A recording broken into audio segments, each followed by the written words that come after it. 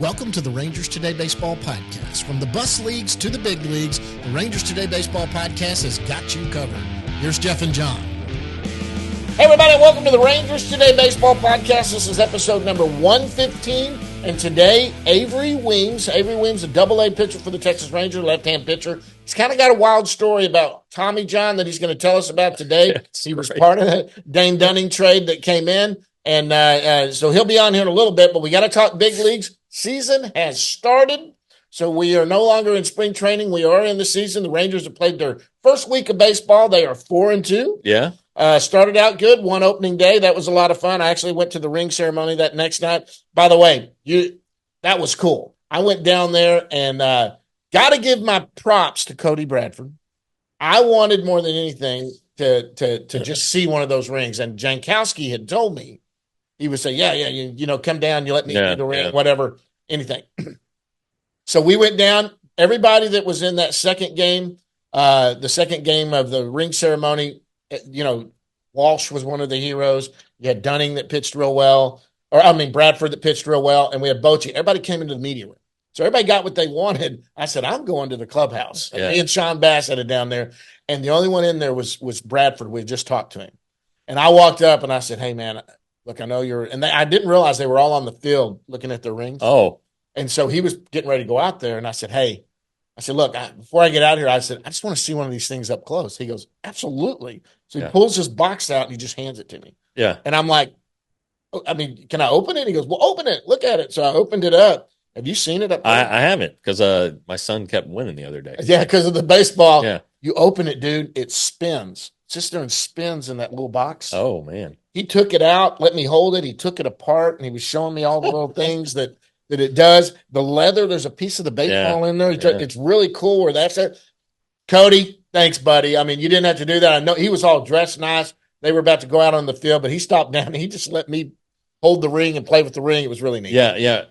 When the Braves won in 21, the next year they played here, and Ron Washington brought his ring, and he was showing it to me. I was looking at it, man, this is great. And he goes, put it on. I was like, dang, Wash, I don't know if I can put it on. And I felt really weird doing it. He's like, no, do it. So that's the only one I've seen. I'm guessing hopefully somebody has their ring still in the clubhouse. But if not, guys are going to be coming into town. Mitch Garver, for instance, will come to town. I'm sure there'll be a little ring ceremony. So I'll slide over and try to get a look at his. But 4-2. The Rangers have won 2 series. It's all about winning series. That's the key. Really, they've had opportunities to be 6-0. They had one inning get away from them in each game, and each loss, that is. And but that's going to happen throughout the season. So the big news, of course, though, is not the rings, but Josh Jung, his terrible luck with injuries continues. This time a broken forearm, broken wrist. 8 to 10 weeks. They originally thought it was going to be 6, but the surgeon got in there and said, no, let's go ahead and do 8 to 10 on this one. So maybe a little worse than they thought, but I'd rather him get back completely healthy and be ready for the run than sure. But I kind of did a little Google research, and that 8 weeks seems to be about the minimum. You have last year Adam Duvall with the Red Sox dove in center field and broke his arm. Took him 8 weeks. Justin Turner in 2008 got hit in spring training, another 8 weeks. Elvis Andrus later in 2018, like second week of the season, got hit toward the elbow, just below the elbow, but still 8 weeks. No surgery, though, for those guys. So maybe the surgery here is actually speeding up the timeline. But God, bad luck. Yeah, bad luck. The guy can't avoid big freak injuries. These are real injuries. This isn't, he's injury prone and he's got a bellyache and he doesn't do games. Yeah, I mean, he had the calf injury in spring training. Okay, those will happen, but this isn't like hamstring, oblique. No, this is groin. It's when he gets hurt, he breaks the bone. Thumb.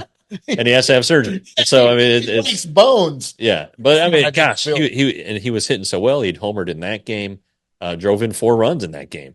He was 7 for 17 in his first 4 games before that happened. So, the Rangers recalled Justin Foscue for his Yay. debut, our good buddy, and Hopefully he gets a start. I mean, the Astros will have to throw a left-hander, I think, this series. So that's probably where he's gonna get his start, maybe against Framber Valdez. But he's going to be in a platoon at first. So now it looks like a platoon at third, between Smith and Smith's played good. Duran. Although Duran started the game at Tampa Wednesday because Corey Seager needed a DH day, so they moved Smith to shortstop, Duran at third, and he handled himself well. And I know that people were concerned about the way he played there last year, and with reason. He wasn't very good, but he hadn't had reps there in a long time. He'd been, Right. And this spring he took a lot of reps at third base, played some in the Cactus League. So I think he's going to be better. I thought there might have been a chance for Davis Wenzel to get promoted because he's a really good third baseman. Right. And if the defense becomes an issue, I wouldn't take that off the table. But for right now, that's what it is. The Rangers are, they're going to be fine. I know that sounds silly to say, you're losing an all-star third baseman, but they'll be okay. Every team is going to deal with an injury like this. Yeah, and teams are going to deal with more than one, like the Rangers did last year. So, and what good teams do is they have depth. Yeah, and look, Josh Smith played good over there. Ezekiel Duran stepped up last year for Corey Seager. I mean, this team has depth. You got guys down in the minor leagues like Davis Wenzel, who's already hit 2 home runs, playing well down there. Krim hit his first home run last night. You got players that's called depth. People got to fill in, step up. Josh Smith's hitting the ball pretty well. I mean, he's getting good at bats. Yeah. And that's what you need from a guy to fill in like that. But, you said Wash a while ago when you brought up Ron Washington. Oh, yeah. Ron Washington. I got to bring this up real quick, but the other team in first place is not the team we thought was. I mean, this is early in the season. Yeah. But didn't he have a meeting or something? And he had a meeting after the second game. Wash did, and they haven't locked him. Just kind of told him, "Hey, don't let it get out of control here. Don't worry about it."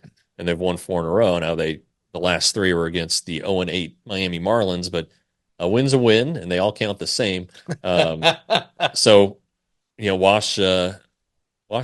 It is early. It's the first week. I know, but Wash knows what he's doing, guys. He gets the most out of his players, doesn't he? Yeah, he knows what he's doing. We love Wash. Anyway, I'm sorry to bring that up. Go back to what we're talking about. Yeah, Foscue back up here. We talked about Jung. Lorenzen made a start last night too. He did. He started at AAA Round Rock. 4 innings, 1 run, 3 hits. Apparently 2 of them were little dinkers. He walked a couple. 70 pitches, and I think that's the big number. He had simulated 4 innings and 70 pitches twice before he signed. It looks like he's at that level right now. I don't know if that means he gets 1 more. The Rangers are in a stretch now, beginning tonight, I believe, where they play 17 straight days. Yeah, and that's tough. And it's demoted, Gary. I don't know. I would say Yuri or Latz, both of them have options, right? Yeah. But to back on track here, the Bruce Bochy and Chris Young said in spring training, I mean, they've known this stretch, obviously, they've known it since last August when the schedule came out. They're prepared to drop in a starter, and maybe Lorenzen's the guy you drop in. Maybe, you get through this turn in the rotation. Evaldi will pitch would pitch Tuesday against the whatchamacallit, the A's. Maybe that's where you just drop in Lorenzen there. Everybody gets a day off after, because he's in there. You go through it again. Maybe you go 6-man for this stretch. I don't know, but those are some things that are on the table, and it looks like he might be ready. I didn't go to Tampa because my mom's birthday was on Easter, so I flew up to Colorado to see her.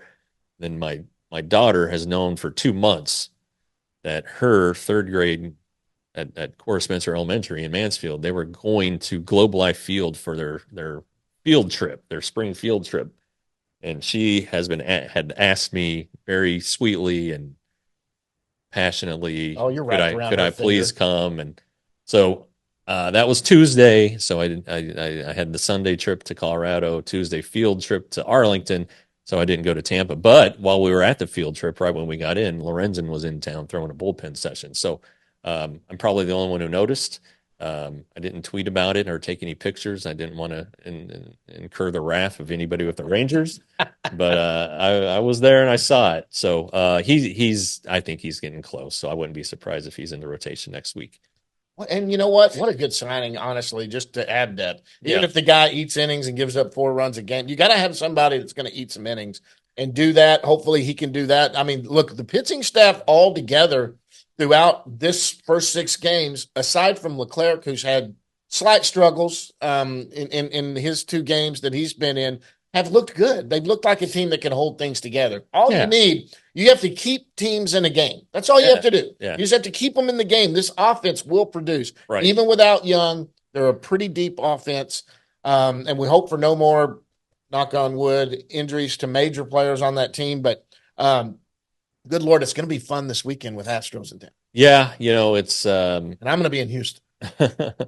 I'm guessing that the crowds are going to be very, very good. I would expect that the Astros fans have bought their share of tickets and pretty partisan. Of course, the last time those two teams played in Arlington was Game 5 of the ALCS, which was a great game. Didn't go the Rangers' way. Right. It featured the little 8th inning shoving match between Dolis and Maldonado, and Yeah. so that put Adolis squarely into the crosshairs of the Astros fan base, and you go to Game 6, and he's booed throughout. And fifth at bat, after striking out 4 times, it's a grand slam, and the rest is history. Well, now their new thing is he's a steroid user. Yeah. So am I, because I've gained 50 pounds since I've gotten bigger. So he's put together, and they do tests for steroids. I don't know if you know this. Yeah, they do drug tests. He's never failed. So Yeah.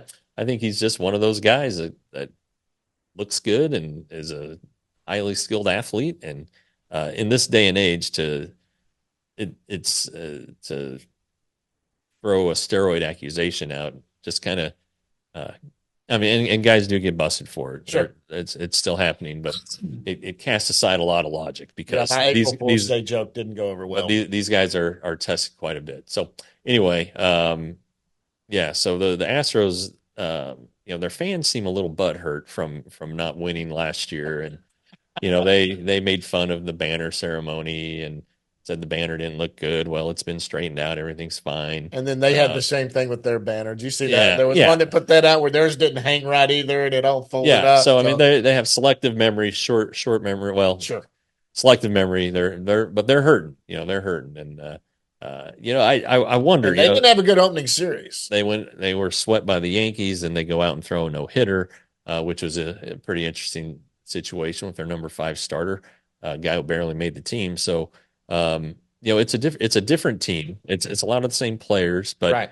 They have a new manager. Dusty Baker's retired. Joe Espada is the manager's first year. Verlander's down.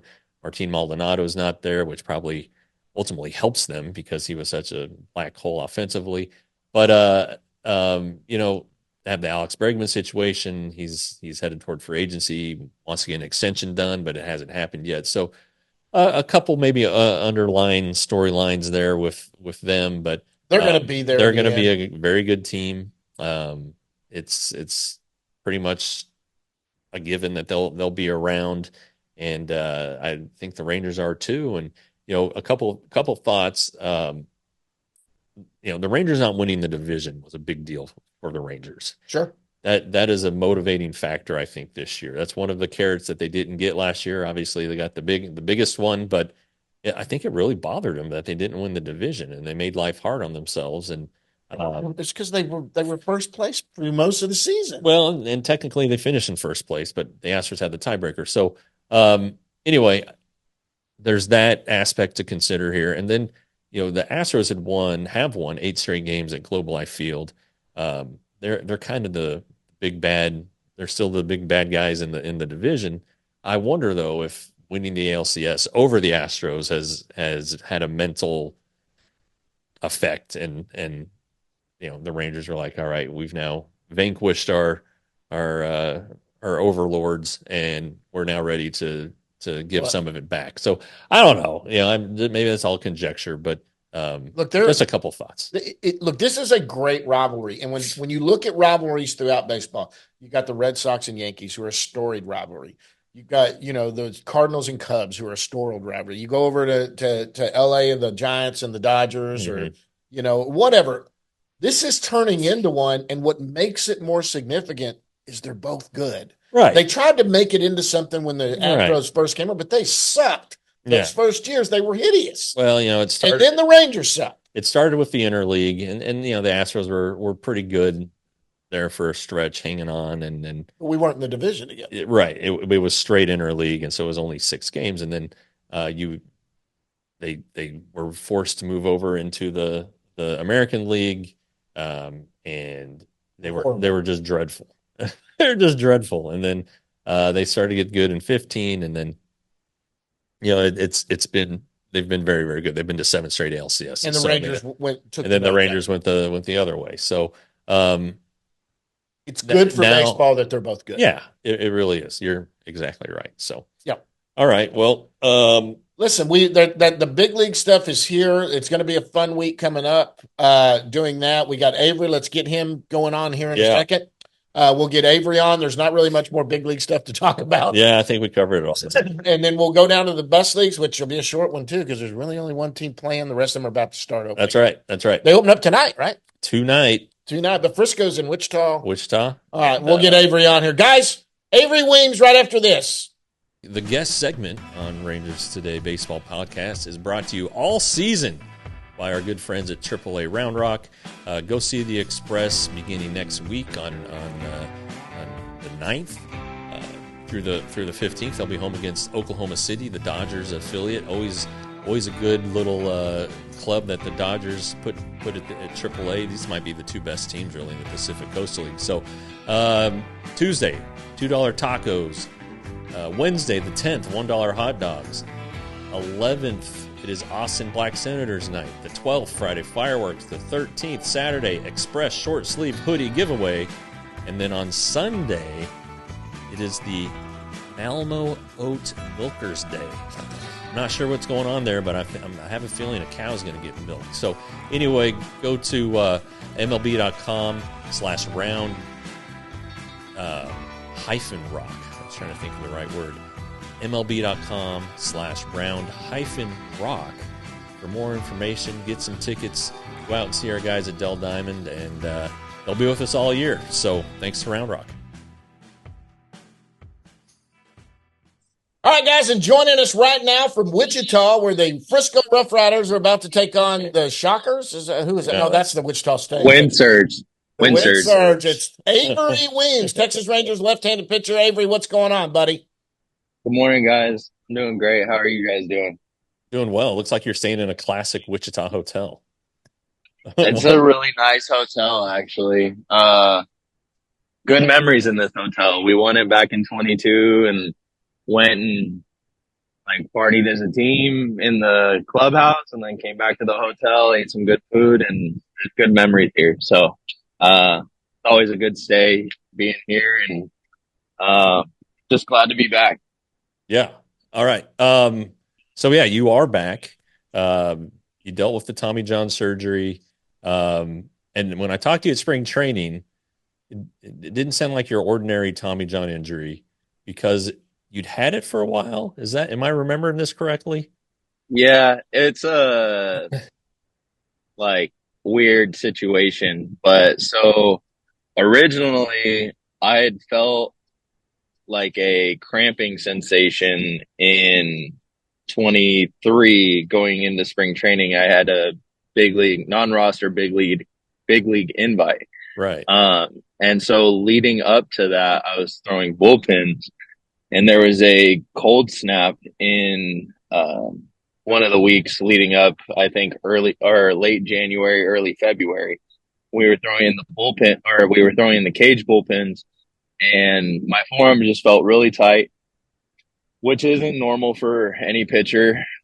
They'll tell you it usually loosens up, whatever. And, I was about 20, 25 pitches in, and it just wasn't loosening up. So I cut my bullpen short, And like they did all their testing, like to see if I was a candidate for Tommy John, and I had no pain on any of their tests or anything like that. So we weren't really worried about it. So I continued to go through my regular routine to get ready to throw off the mound next week. Played catch the next day, didn't have any issues. And then next week I get back off the mound for my next bullpen, and I feel the same sensation after about like pitch 11 or 12. So I knew something wasn't right, and it wasn't like a dire pain of like, hey, like I think I tore something, Right. but it wasn't comfortable. And with the big league non-roster invite, like I was just like, hey, like I just want to get some imaging to make sure like everything's okay. And if you tell me everything's okay, like I'll pitch through it, no problem. Yeah. But like just something isn't right. Well, so then I went to go get my MRI, and it came back that I was told at first that I was like a grade 1+ tear. Okay. So then they set me up on a call with Meister, and Meister gave me a call, and me and him were talking about it. And he said, actually, it looks like it's a grade 2 tear.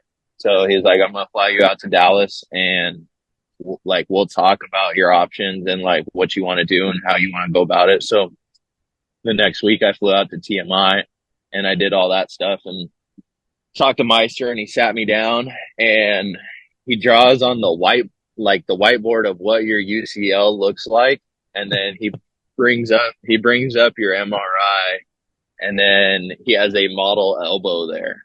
Okay. So as he's explaining my MRI to me, he was telling me like the white is the fluid and that's where the tear is and stuff like that. But he also points out like this bone, and I think it's called like your medial epicondyle. He was All like, right. that bone is longer than it should be. He was like, and I mean by millimeters. He was, and he said there's a bunch of scar tissue in there, so that tells me that you've heard it before. I can't tell you how bad you've heard it, but like people, when they heal themselves, they either build muscle, they build tissue, or they build bone. And I guess I'm one of the people that build bone.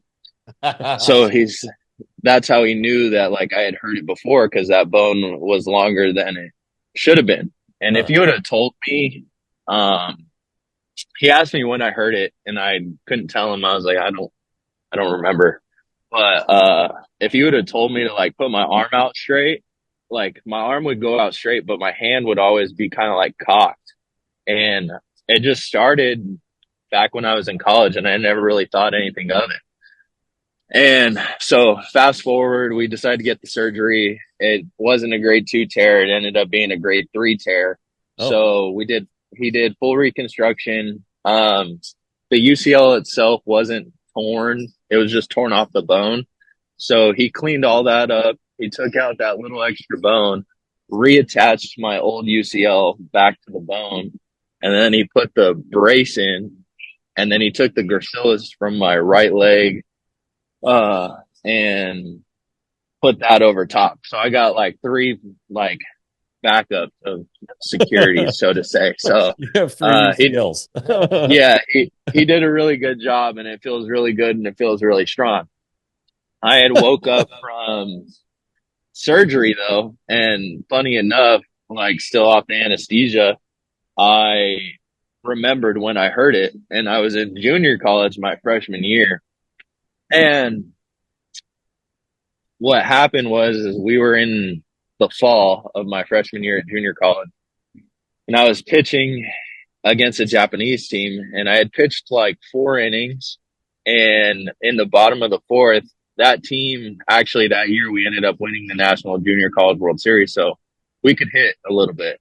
Yeah. And we scored like 20 runs in the bottom of the 4th, and I was like warming up during pitching changes and mound visits and just trying to stay warm.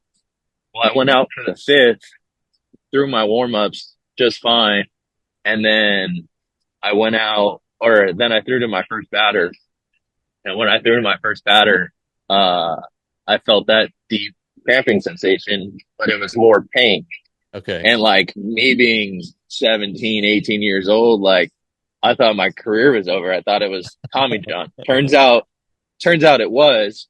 But I didn't know that at the time. And the trainers there had told me like, no, it's just a flexor. Like you're just pointing at like your flexor tendon. Yeah. Well, I woke up the next day and I had complete loss of range of motion, either extension and flexion. And they're junior college. They weren't going to get me an MRI or anything like that. So, and what they had told me, the trainers, they said that it was, your flexor had tightened up to protect your elbow. That's why you lost range of motion. And we're going to shut you down for 2 weeks. And then we're going to continue like a throwing program. And then by the end of winter or like fall, you'll throw in like another inning or two before you go home. So for me being 17, 18, I was like, that sounds good. It all like sounds good to me. I didn't get any second opinions or anything like that. Yeah. I remember specifically being like in my college dorm room, getting the shower as hot as I could. And like, we do these things called nerve glides. And I'd put my hand like on the shower and turn my head away and like just try and extend it. And by the end of the shower, like I would have it straight.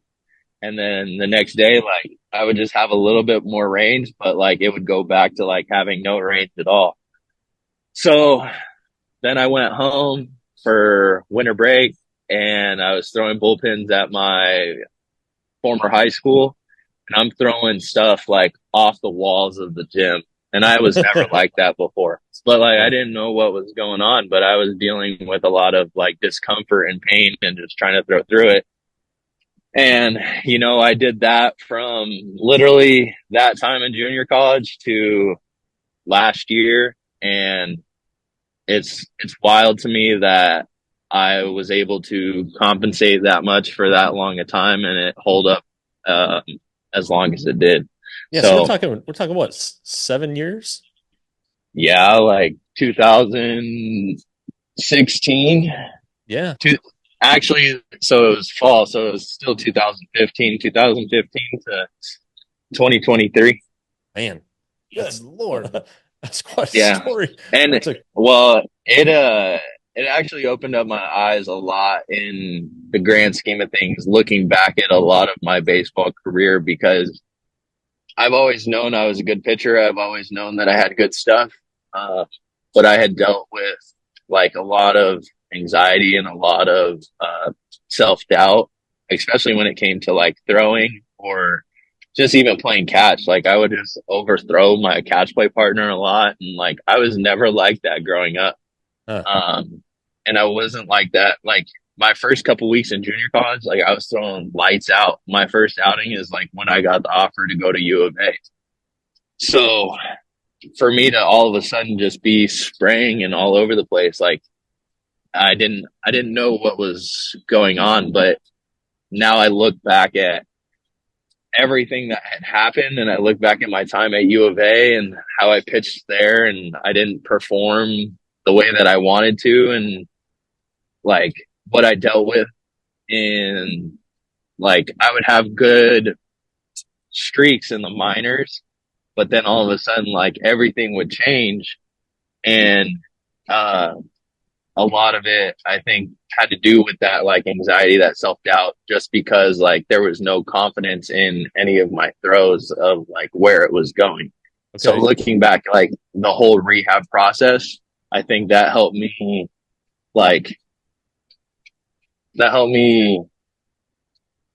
go about the rehab process in a better way, in a better mindset, knowing that I'm going to come out on the better side of things. And that I would never have to deal with any of that anymore. So it was a long road, crazy story, but now you feel great. You know? Yes. Now I feel great. And you're never going to throw another ball or wild pitch. No, I will. That was one of the things that they taught me in rehab. You know, I changed my arm motion a little bit. So now I have an actual like arm motion again and stuff. And it's a lot more repeatable, a lot more consistent. But, you know, like going through the whole process, and they say like your first year back from TJ, like you're still kind of getting used to that arm and everything like that. So there's going to be like learning curves along the way. But where I'm at mentally and physically, I feel really good. And that's one thing that like Kami and Lugo from the rehab side of throwing, like they've never seen a perfect game of catch play. They've never seen like even in a perfect game, somebody doesn't throw a ball or miss a spot, you know? So like it's going to happen. Yeah. So just take it with a grain of salt and just enjoy the game and enjoy being healthy. It really opens up your eyes when the game's taken away from you, just to like enjoy the game, even on the bad days that like, and there's going to be bad days, even on the bad days on the mound, like it's still a good day because I'm healthy and I got to touch the mound and I still got to play a kid's game, you know? Sure. Where's the velo? I think velo hasn't come back all the way yet. I've been 91, 93, but in 2 of my spring training outings, I was 93, 95.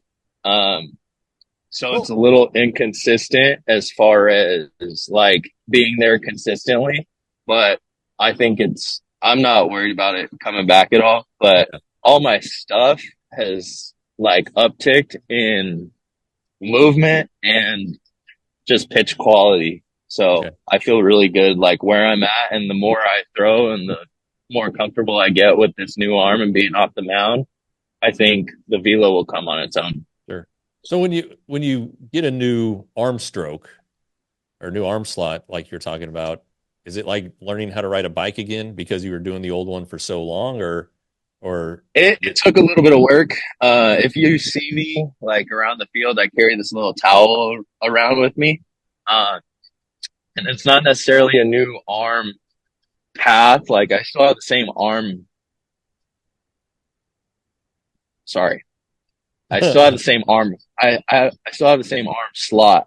Okay. But the arm path is different. So instead of being kind of herky jerky and like going straight into scap load and then just like being really aggressive, flipping up and like just try and throw it as hard as I can. Yeah. I have an actual arm path where it looks like I'm actually a baseball player and like and can pitch a little bit, you know? So, but it did take some work, you know, and the whole rehab process leading up to the throwing portion, like you don't just go straight into throwing, which I love. You go into, plyos first off of a trampoline, really light, just to get the arm, to test the elbow, to test, like, to get the motion and just all other kinds of things. And then you go into, I can't remember if I think it's towel drills. So that same towel that I hold around. Yeah. I got a front the towel drill portion, and my cue is kind of taking the back of my hand to the sky, not necessarily like pinching my scaps or anything anymore. It's just taking the back of my hand to the sky, and that gives me my arm path, and then everything follows through on its own. And then you go into sock drill, and like that gets you ready to throw. That puts a ball in your hand for the first time, and like, yeah, you're throwing into a sock, but it's nice to like feel a ball in your hand and kind of work on what you did in the towel drill, but now you with a ball. And then right before you throw, like Kami has you throw it into a net. Like he'll stand on the outside of the net in the cage, and you'll like pretend throw it to him, throw it into a net, so you can like get that visual of throwing to somebody for the first time. And then you go to playing catch, and like even the whole throwing program process, like there were still days where it felt like I'm going back to like old habits. And then look at video, and we would be like, no, you're good. Like, I know it feels that way, but you're not. And you just got to like trust that the work that you're putting in and the reps over time that you're doing for like this new arm path, like trust it. And once Yeah. you start to trust things and you start to trust the process that the work that you're putting in is for the better, like it comes on its own. Yeah. And it's a tedious process. I mean, you start at like 40, Jacob deGrom started at 45 feet, and it was 25 throws, uh, 2 or 3 times a week, then 50, then 75, and then you move back and you do the same thing. I think he's at 75 right now. So I mean, Yes. it takes a I while. think the major league progression might be a little bit different. Okay. And this is don't quote me on this. I don't think it's his first TJ, so they might be Right. taking It's it a a second little one. Yeah. slower. I started at 60 feet. Okay. Like I did all that throwing, like all that prep work before. So I did like plyos, then I did towel drill, then I did sock drill, and I think it's pretty much 2 weeks at each of those things. So it's 6 weeks of prep work getting ready to throw your first ball. And then we play catch and it's 25 throws your first time. But so the way that like my throwing program it was Monday, Wednesday, Friday, 60 feet, 25 throws, one set. And then the next week would be 60 feet, 2 sets of 25 throws. And then the third week would be 3 sets of 25 throws at 60 feet. Yeah. So like you're getting all these reps, and then you would move back that fourth week, you would move back to 75. And then you would do the same process at 75. You do the same process at 90, 105. And 105 is your last time that you do 3 sets. And then when you go back to 120, you do 1 week at 1 set of 25, and then 2 sets of 25, or sorry, 2 sets at 120 of 25 throws. And then that third week, we do something called a hat drill. And it's kind of just putting that stress on that elbow, and you're pulling down and you're trying to throw it as hard as you can is a bad way to describe it. But like you're getting after it, throwing it at the hat, and you're working on like your command, so to say, trying to hit the hat and pull it down at the same time, just so that like you're stressing that elbow. You're trying to get it used to that higher intensity. And then once you do that, you get about a 2 week deload. Well, 1 week, and then the next week, like you're playing light catch again, and then you build back up for your mound progression. So it is a long and tedious process, but that whole rehab staff, they made sure to take good care of all their athletes, position player, pitcher, anything like, and they do such a great job over there. So it was good. So I talked to Carlos Cardozo, your manager, the other day, Wednesday at the Frisco Media Day, and where we talked, and he mentioned you're going to start out in the bullpen, multiple inning guy. How do you like that role? Personally, whatever helps the team and whatever team I'm on and gives them the best chance to win, I'm fine with it. I loved starting, and I still do love starting, and hopefully one day I can transition back. But, I sat down with Ross, Bonnie, Teagues, Nappy before going into spring training, and coming back from TJ, like if I would have chose the starter route, like kind of would have been crossing my name off the list all year, and like it would have been a long build up process.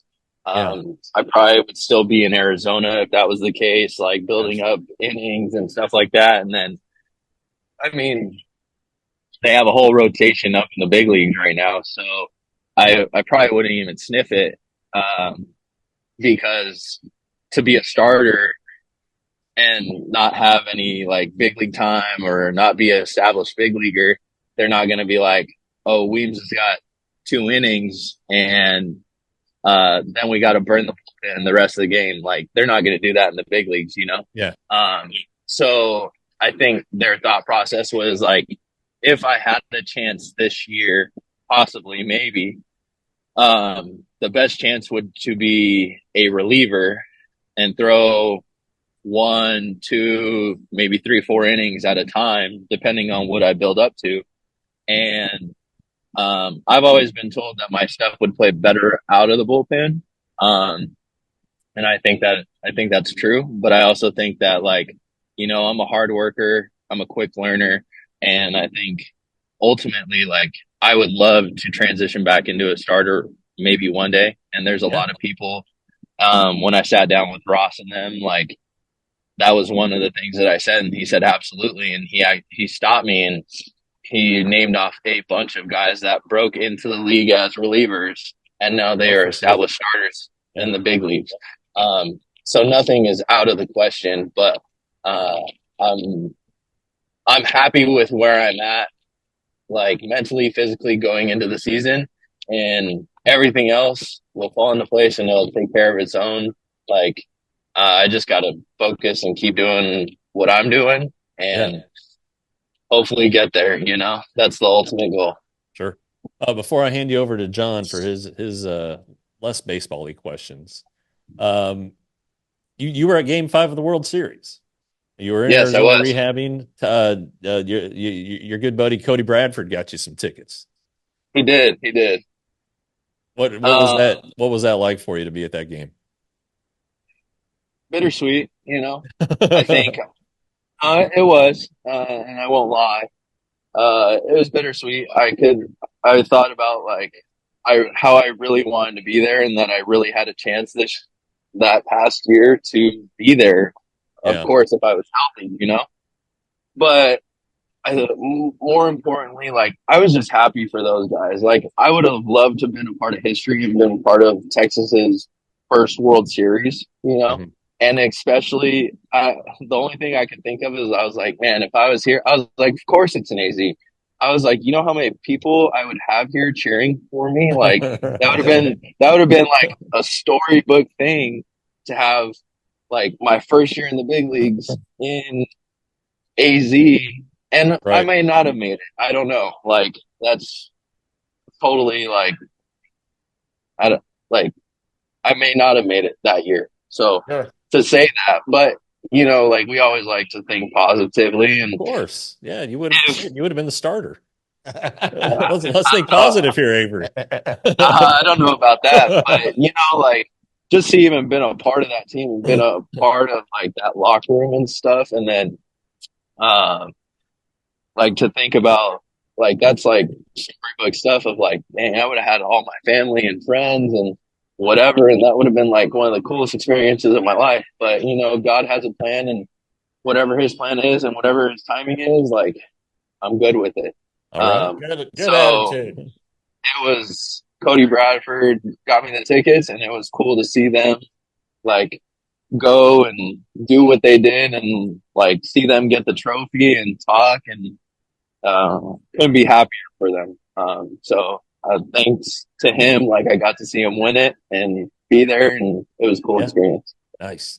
All right. So the way our show works is I ask the hard hitting baseball questions, and then John lightens the mood. Not that it's been at all tense. So have at it, John. All right. So you seem emotional, and I love that. I love that you seem so excited to be back, and I'm really proud of you, Avery. We've talked to you a few times, spring training, but now we're going to get to know Avery. So you're from Flagstaff, Arizona. You went to Coconino. Is that how you say that?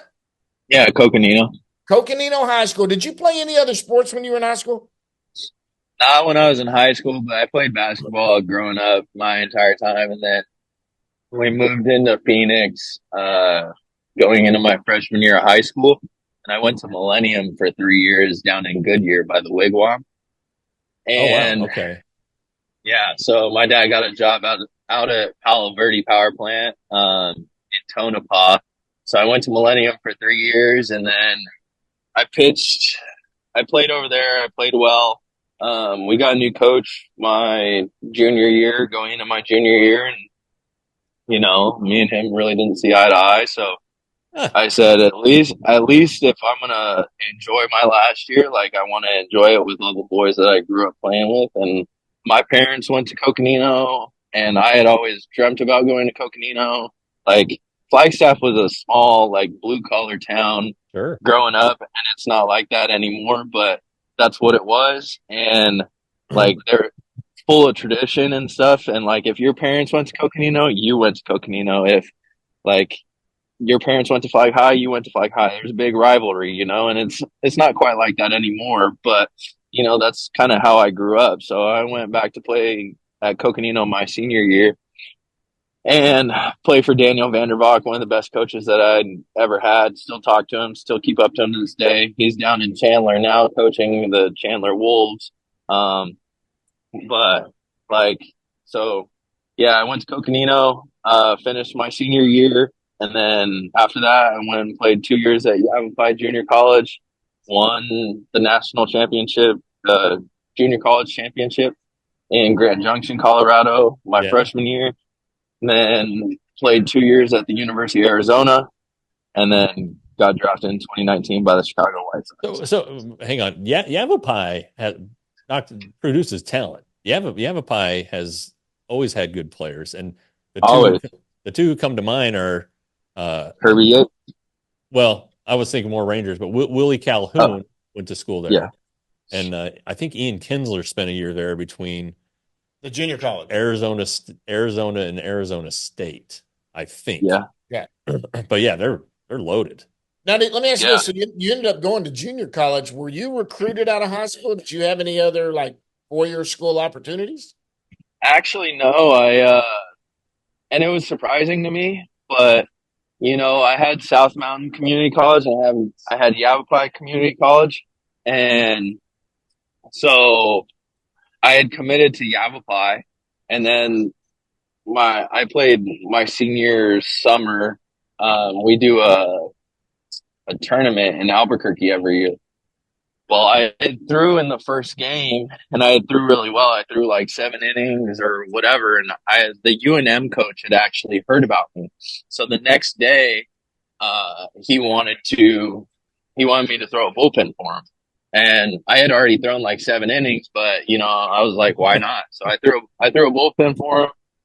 I was like 88 in the bullpen. He was like, yeah, I don't think that's a true 88. And he actually really tried to recruit me, like after that for the first couple weeks before I headed out to Yavapai. And, you know, I thought about it. I thought really hard about it, but my heart was kind of set on Yavapai and whatever. I knew that they had a good program, and like Kurt Schillings went there. My uncle went there.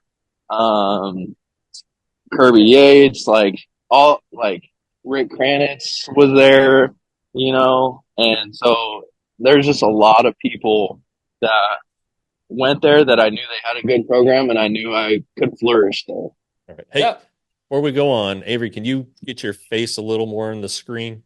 There you go. Yeah, sorry. All right. No, good. Yeah, you're good. Don't worry about it. This will be part of this is the charm of the show. Okay, so you're drafted in the 6th round in 2019.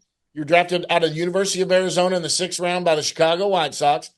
I mean, so I'm guessing you weren't in New York City for the draft that year, having it going. How did you find out you'd been drafted? John Kazanis. He was my scout. He had always taken a liking to me, back even when I was at Yavapai. And we had created a good relationship, and like he had put my name in the draft even when I was at Yavapai. And then when I went to U of A, like I didn't quite have the numbers that I wanted. Turns out I was dealing with Tommy John, and I didn't even know.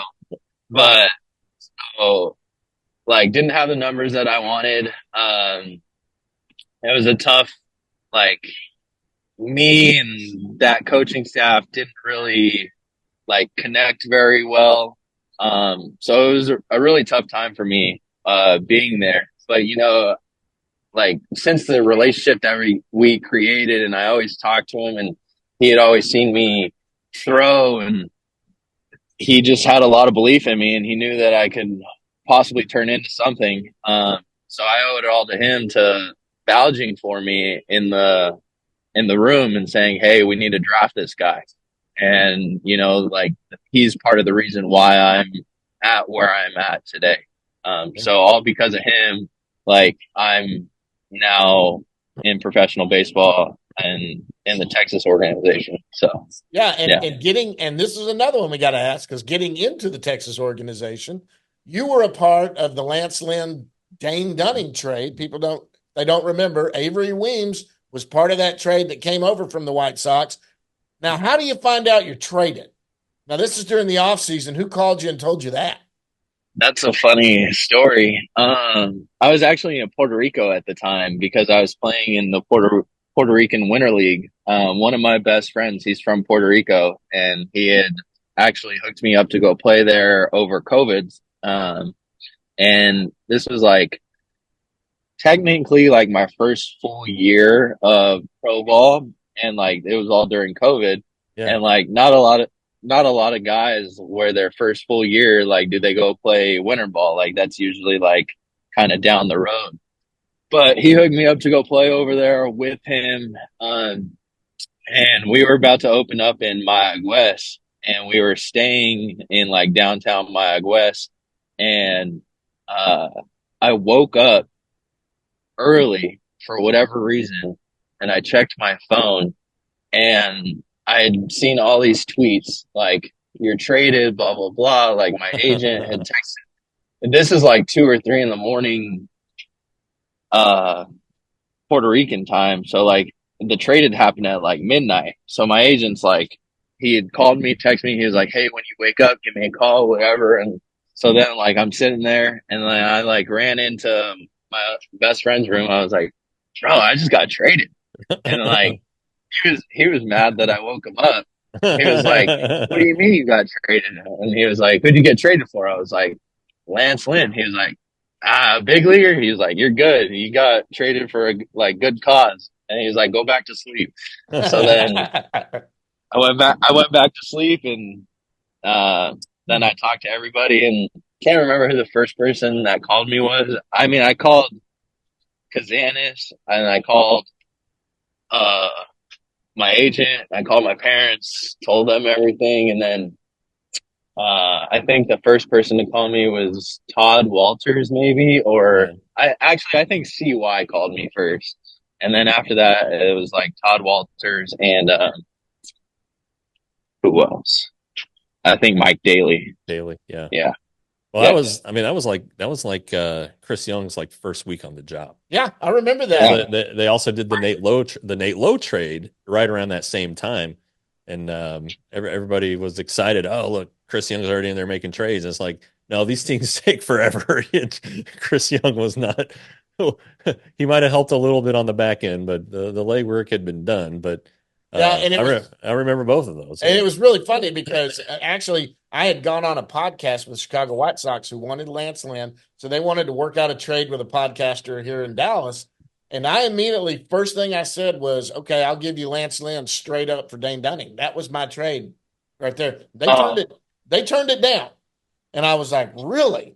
And I was like, okay, they said that wasn't good enough. And then when we got it, and we got Weems too, I was like, man, that's why I'm not a general manager, man. They just fleeced the White Sox. We got 2 good arms for Lance Lynn, and he was only going to be there that year. He was a free agent after that year, if you remember that. Right. Right. All right, I'm going to get you a last thing before we get out of here. We got a lot more questions, but we'll get you on again for the season. Before the last one, Absolutely. You're getting married in November. Yes. On November 15th, Yes. which is his fiance's birthday. Yep. Wow. So Yeah. Hey, I got a daughter born on Valentine's Day. That's going to be an expensive day the rest of your life, Bubba.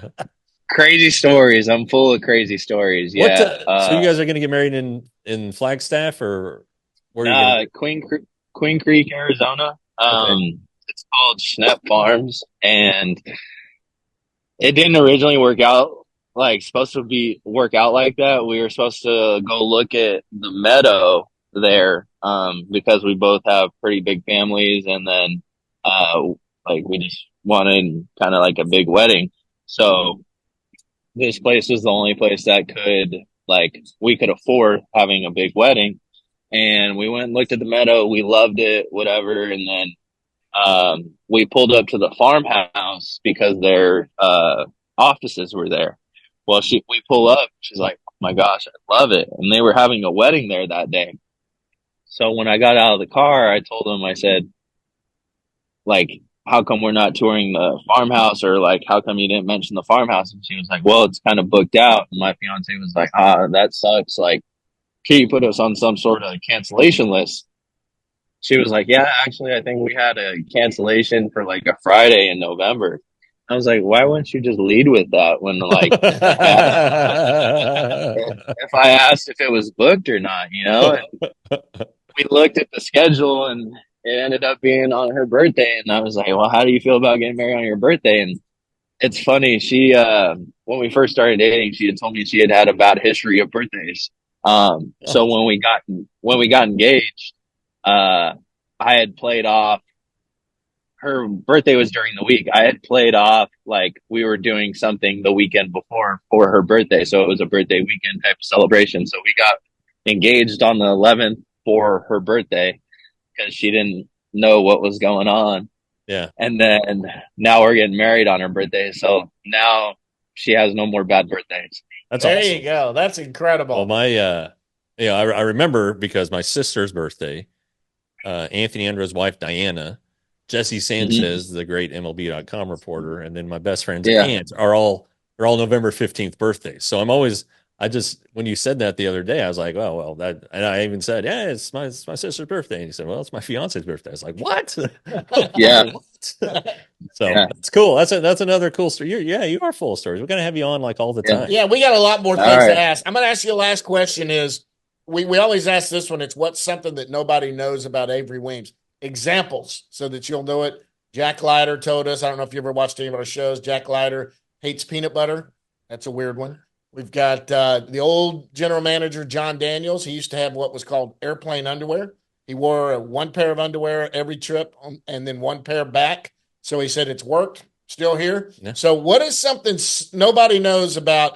Davis Wenzel got his finger cut off when he was about 5 years old. They got it sewed back on. It sewed back on. We know that. What is something nobody knows about Avery Williams? Man, that's a hard question.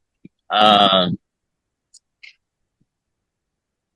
think Avery pretty much tells everybody everything. No, I got you. My first language was actually Spanish. Oh, really? So you're bilingual? Yeah. No, I am not. My mom is full Mexican. I'm half. But growing up, my mom's parents spoke to all of them in Spanish, and they had to answer back in Spanish. Well, my mom is the second youngest. So, like, with the oldest, they were pretty strict with it, and the oldest is fluent. And then the second can understand it. My mom can understand it, and the youngest sister can understand it, but they can't speak it. So growing up, my nana watched me all the time, and she would speak to me in Spanish and I would answer in Spanish. And then she passed away in 2005. So that would have made me 6, I think. So, yeah. And then once she passed away, like my vocabulary was so small that like, and I had nobody to practice with or anything that I just didn't keep up with it. But my first language was Spanish. And your first word was Spanish? I think so. I'm pretty sure it was probably mama. Yeah, well, that's universal. He was 5 or 6 years old. He was fluent in Spanish, and then nobody taught it to you. It just shows you. But when you're that age, they say when you're first learning, if you're learning 2 languages, you can learn 2 languages just like that. I mean, because that's the way your brain. Sorry, go ahead. No, go ahead. No, my fiance speaks Spanish, and her whole family speaks Spanish. So I'm hopefully like I can pick it up and start speaking Spanish again. It'd be useful, you know. Yeah, and the kids, you know how many the kids will be able to speak it too. How many Spanish speaking absolutely are in baseball? It'd be huge for you. Absolutely, it'd be huge for me. Absolutely. Hey, listen, Avery, we're going to get you out of here. We've had you on here a little longer than we're supposed to, but we've got Avery Williams on here, guy. We're going to see he's out in Frisco Rough Riders bullpen. Avery, we appreciate you taking the time to come down here and take time out of your day and talk to us. We'll be out at the ballpark a lot, so we'll see you out there. We always talk to you in spring training. Avery, thanks a lot, bud. No, thank you guys. I hope you guys have a good rest of your day, and I'm looking forward to being back on here one day. So, thank you It'll You guys, got it'll be it. and soon. Appreciate you, buddy. Yep. That's Avery Williams, appreciate you guys. left-handed pitcher for the Texas Rangers. We're going to go down in the bus leagues right after this.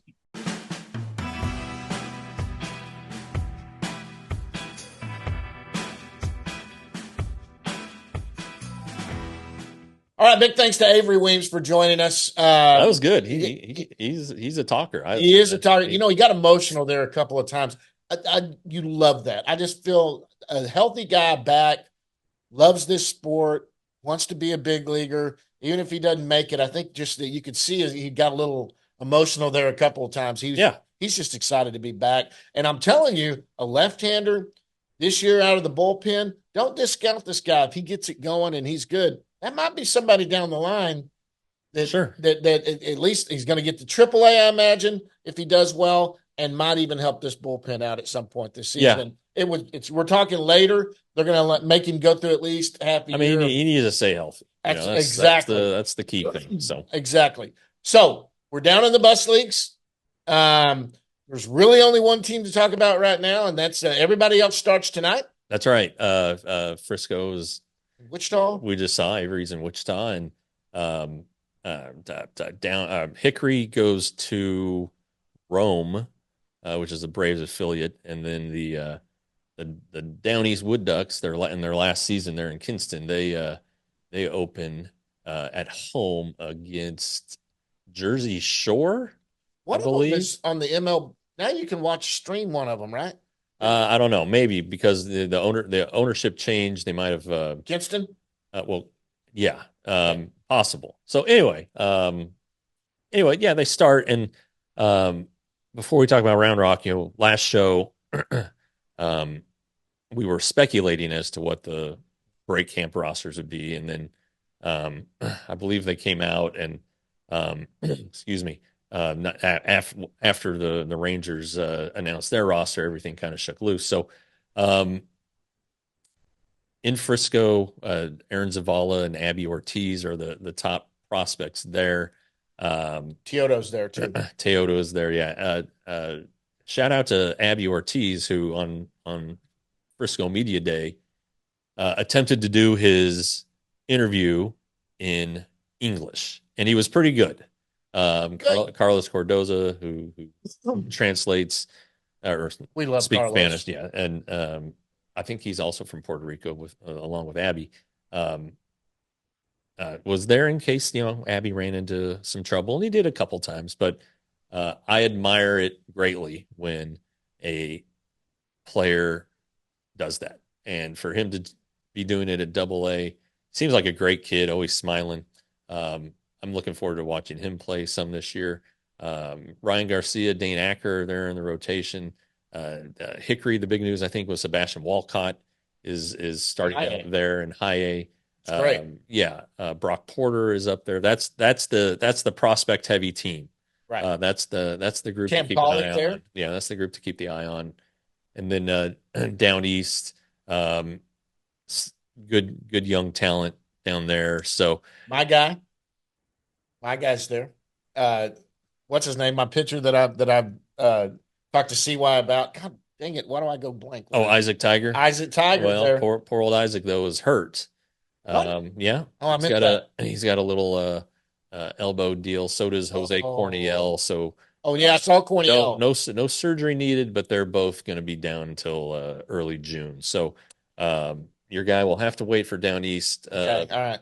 But I missed that. While we're talking 2024 draft picks, Spencer Hales is going to be at Hickory. So that's a pretty advanced placement, I thought. So anyway, that's pretty much the rundown on the break camp rosters. We didn't touch Round Rock yet.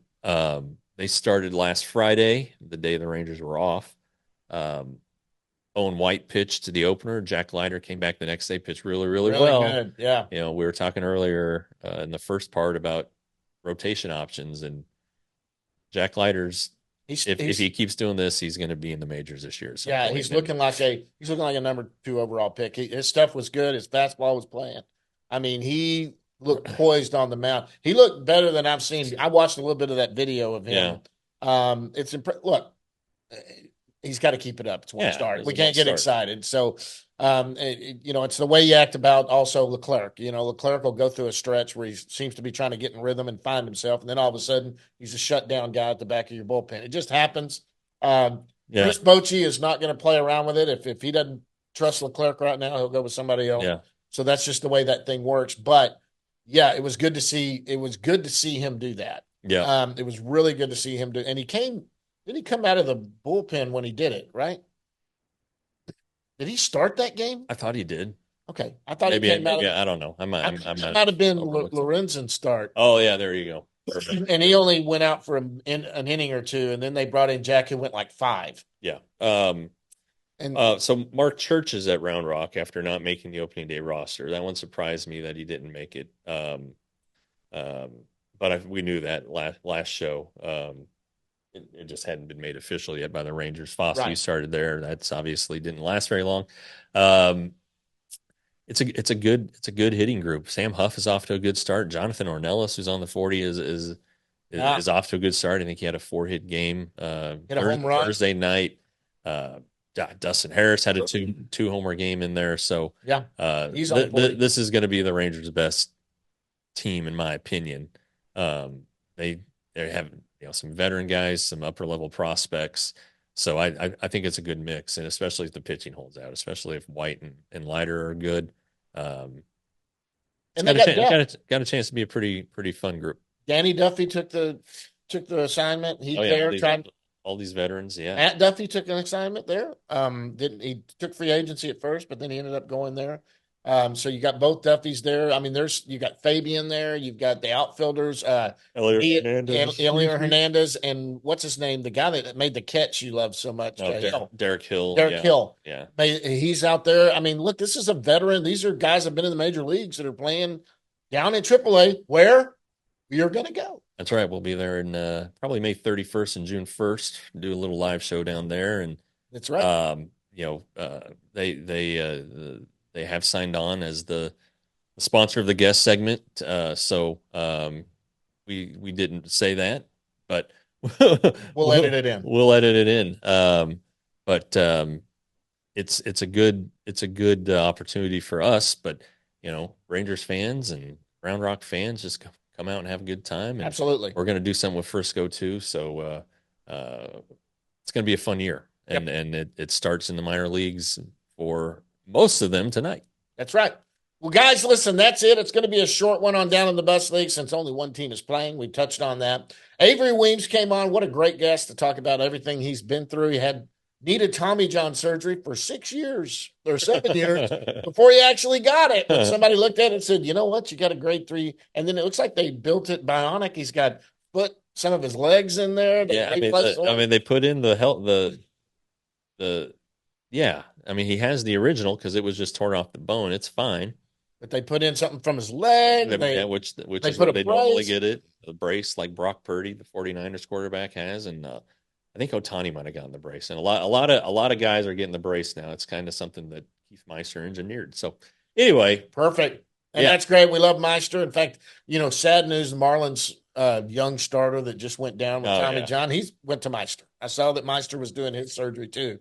World renowned. The Rangers got him here in the Metroplex. That's fantastic. Guys, Astros are in town. Fun weekend. Jeff will be out there. I'll hopefully be out there maybe Sunday or Monday. Either way, I've got to go out of town tonight. Go to Houston while the Astros are here. That kind of sucks. But we got to do that. So thanks for joining. $5.99 a month, $60 for the year. That's right, at rangerstoday.com. rangerstoday.com.